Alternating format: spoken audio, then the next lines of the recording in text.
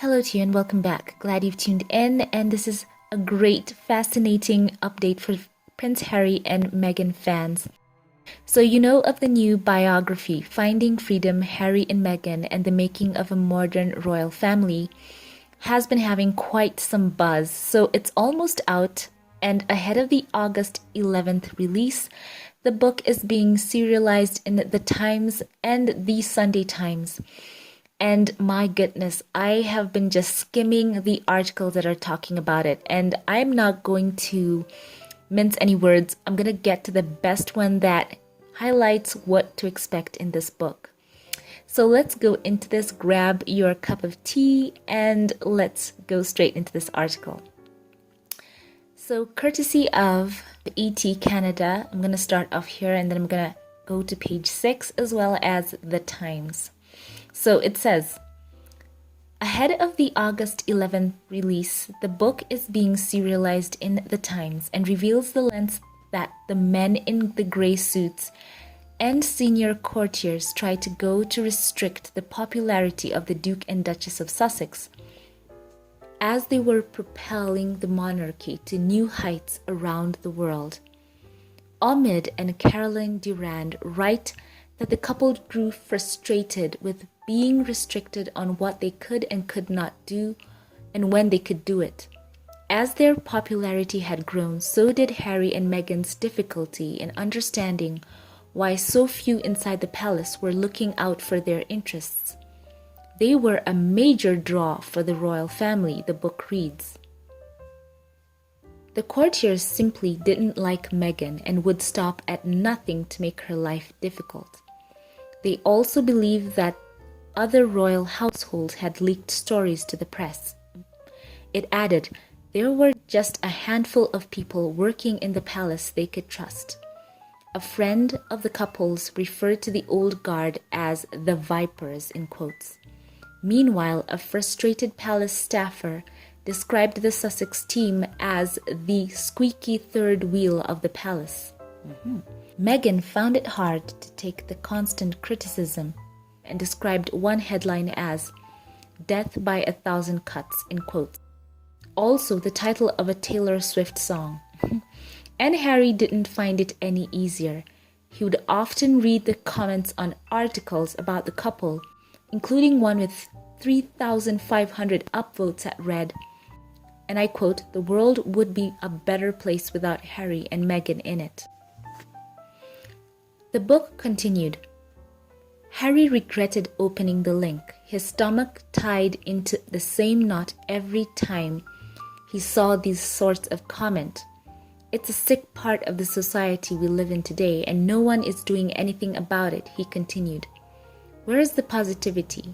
Why is everyone so miserable and angry? After spending time on Vancouver Island, the couple made the choice to solidify their separation from the royal family.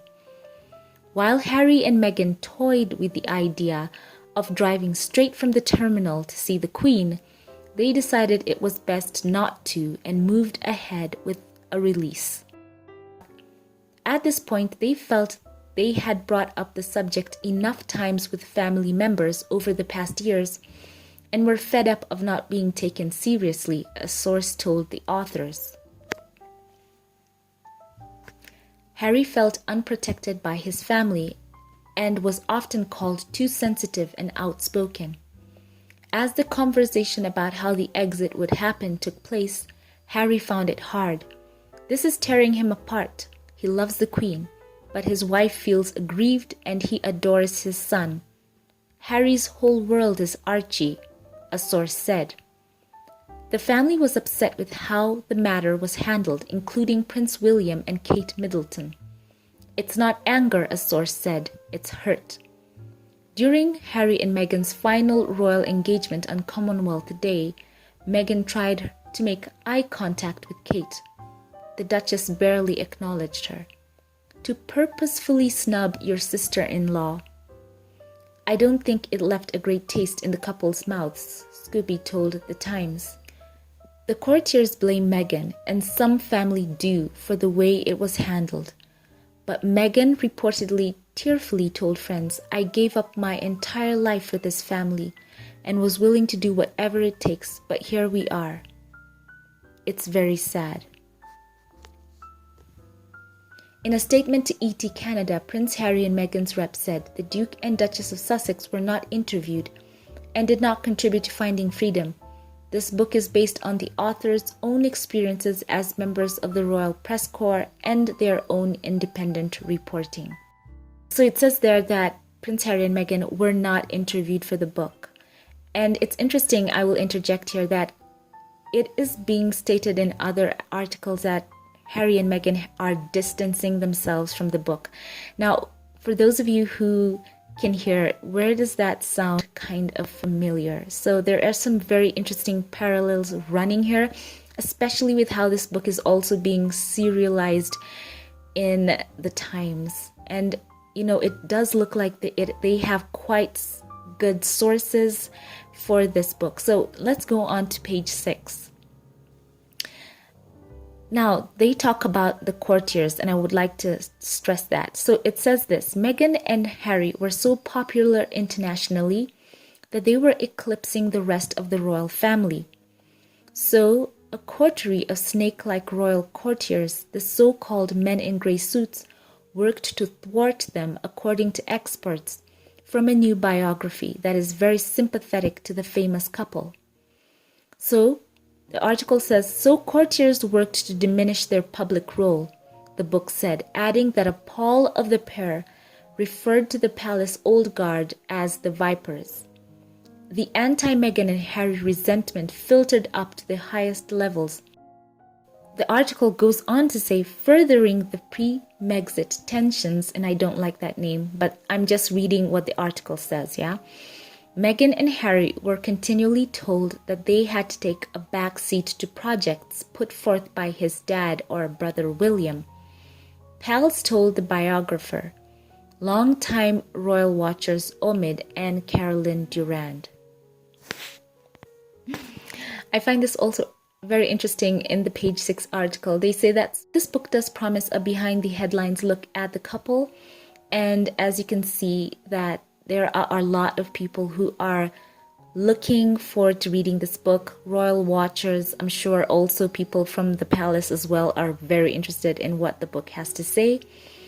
So you can see there was quite a bit of tension, and I've said this in a video that I posted a while ago, that I think the Harry and Meghan, storm that swept the world, everyone was so enamored with this couple, was something that might have caused jealousy. And I've heard a few other royal reporters say something similar. So for this book to say that there were those who were working actively to diminish the role of the Sussexes, you know what? It does lend credence to that.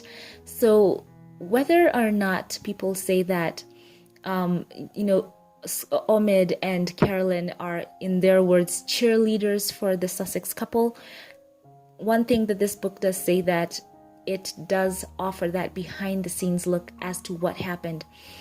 And one more thing I'd like to point out, it is interesting in the article that they say that the book had in fact highlighted the fact that Prince Harry and Meghan had spoken to the royal family about their issues and wanting to step back. But remember how it was framed when the announcement was made, that they had gone behind everyone's backs. No one in the palace knew about it. So there were some very powerful forces working against them, even through what was being spoken about in the press, to make Prince Harry and Meghan look absolutely horrible. So I would like to just interject here and ask for those of you who love this kind of content to consider supporting this channel on Patreon, because as we talk about them this week, especially this week, when they have announced in the case where, I'm going to try and be vague here, but I hope that you'll understand what I'm trying to say.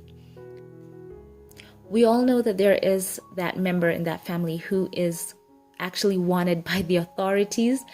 And sometimes we've all suspected that Harry and Meghan have been offered up as a kind of shield for him.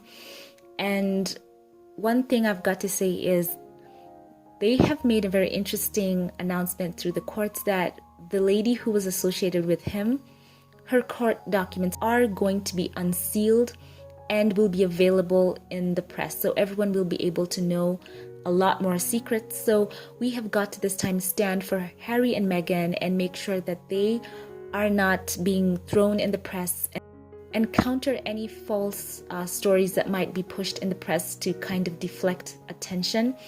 And for those of you who like this kind of content that is balanced, consider supporting this channel on Patreon as well. I would appreciate your support. So for those of you who do support my channel on Patreon, thank you so much. If you would consider going there and supporting the channel, and let's keep the support for the Sussex couple on every front. And as you can see, they said that Prince Harry does read the comments. For those of you who comment and are positive, know that you are seen and you are making a difference. So consider supporting channels on Patreon that do cover this, because we are standing with them against very, very huge outlets and against forces.